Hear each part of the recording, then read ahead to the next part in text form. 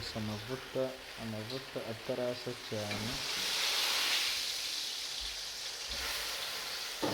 ariko nanone adahoze cyane, ukarikata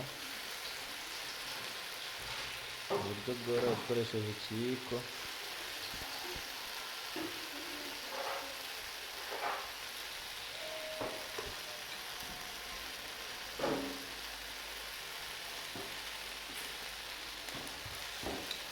Iyi metode cyangwa ubu buryo bukaba bwatuma amandazi aba menshi cyane agatubuka kurusha ubundi buryo wakoresha bwo kuyakata n'icyuma.